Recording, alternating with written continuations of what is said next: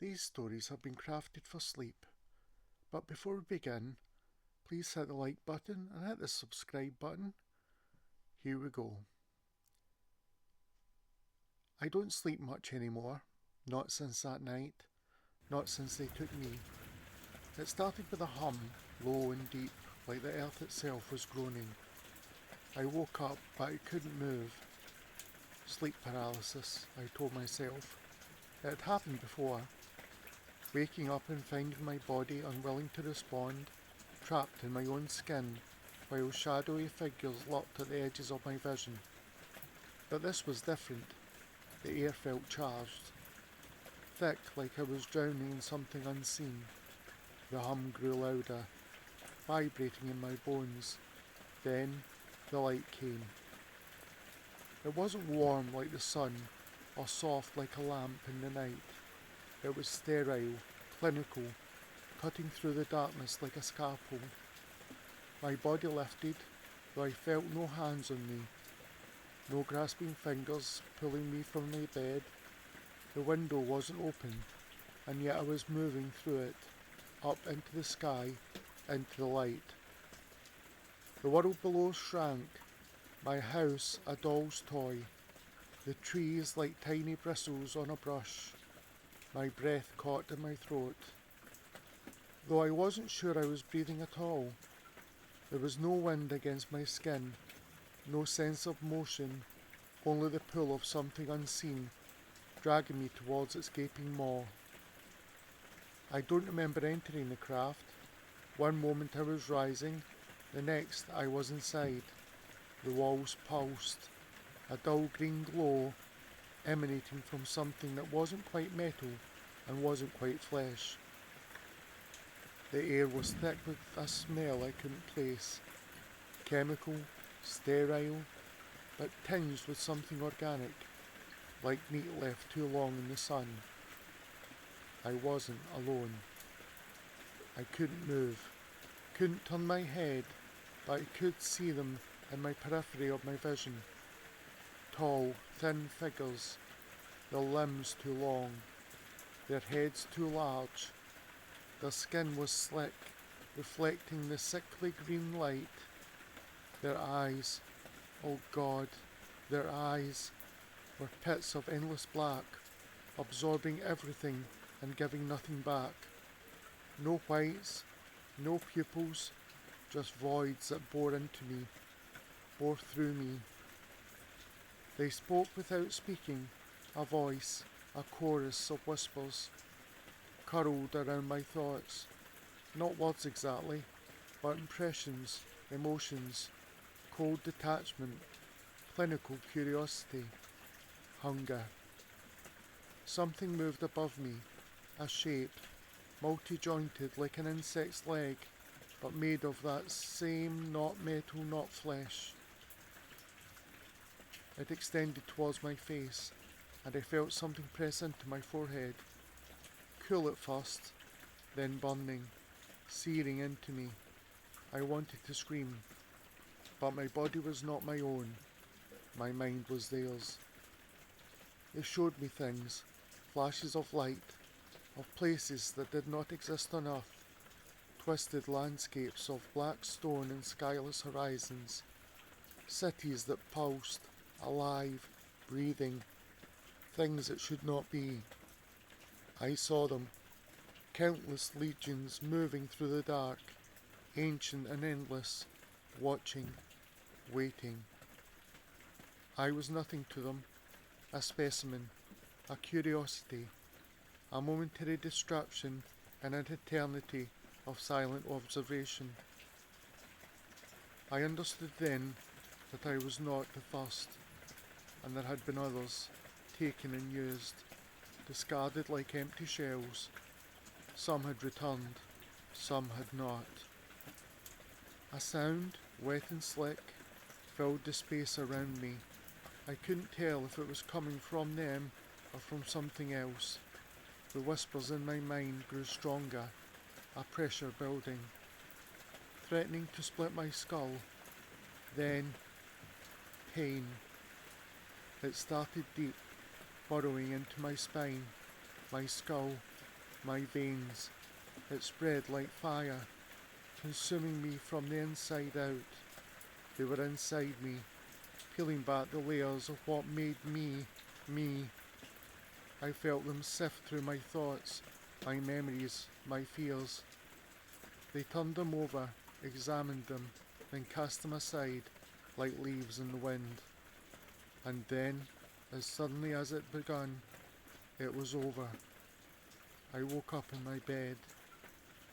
My body ached, every muscle screaming in protest.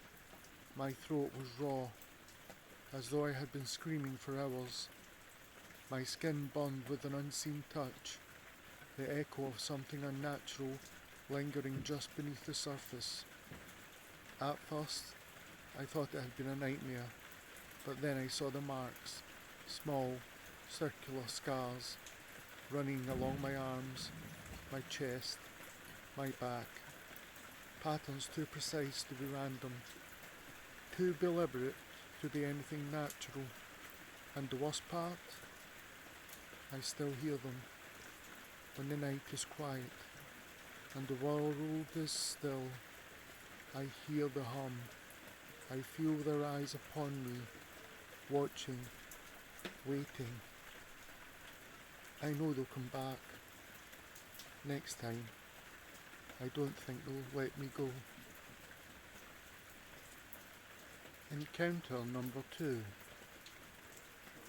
Dr. Alan Whitmore had spent years listening to the delusions of others. It was his job. After all, the mind could be a fragile thing, prone to fabrications when trauma or stress wove their intricate webs. And lately, his patients had been telling the same story. I woke up, but I couldn't move, they would say. There was a light, a humming sound, and then figures, tall, thin, black eyes, no pupils. They did things to me, examined me. Dr. Whitmore would nod, jotting notes as they spoke. He knew what it was: sleep paralysis, hallucinatory episodes, possible dissociative disorders. Shared delusions weren't uncommon, especially in the age of the internet, where alien abductions had become the folklore of modern anxieties. They weren't real, he would reassure them. The mind is powerful. It can create sensations so vivid they feel real. His patients were never convinced. They would leave his office looking haunted, muttering about how he didn't understand. But he did. He understood all too well the tricks the mind would play. Then, it happened to him. It was late when he left his office that night, the streets deserted, the silence pressing. His car sat alone in the empty parking lot. Its windows gleamed under the streetlights. As he walked towards it, an unease settled over him. The air felt thick, heavy, like something unseen was pressing against his skin. Then came the hum, low, vibrating in his bones. At first he thought it was a passing car, an engine rumbling somewhere nearby, but it grew louder, resonating in his skull, rattling his thoughts. His vision blurred, his legs weakened, and then the light, blinding, piercing, it swallowed the world, turned night into unbearable white void. He tried to shield his eyes, but his hands wouldn't move. He was floating, no, being lifted. Darkness took him. When he awoke, he was somewhere else. The walls pulsed, slick and organic, as though he was inside the belly of some great beast. A faint green glow seeped from the surfaces, casting grotesque shadows. The air was thick with an acrid stench, something sterile, yet rotten, like burning flesh. he wasn't alone. They stood over him, their elongated limbs moving unnaturally, their massive black eyes reflecting his own terror. There were no mouths, no expressions, only those endless pits of darkness drinking him in. His body was paralysed, his breathing was shallow, a mechanical limb descended from the ceiling, multi-jointed like the leg of an insect, ending in something that should not be, a cluster of needles, a spiralling drill, a scalpel that shimmered as if alive. He wanted to scream.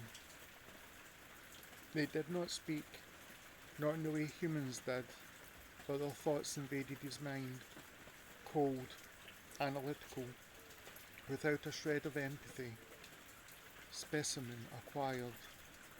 He felt them inside his head, sifting through his memories, his fears, his knowledge. They tore through his mind with a clinical detachment, as if flipping through the pages of a book. Then came the pain. Something burrowed into the base of his skull, a sensation so excruciating he would have convulsed if his body had been his own. His skin burned as unseen instruments cut into him, dissecting without remorse. His veins ran cold as something moved inside him, threading through his nerves, burrowing deeper. His mind fractured. He was floating in the void, a consciousness without a body, screaming into the silence. Then, nothing. Dr. Whitmore woke in his bed. The room was silent, the air still. He gasped, his body slick with sweat, his muscles screaming as he forced himself upright. A dream? A nightmare? It had to be, but his sheets were stained with something dark, something thick and vicious.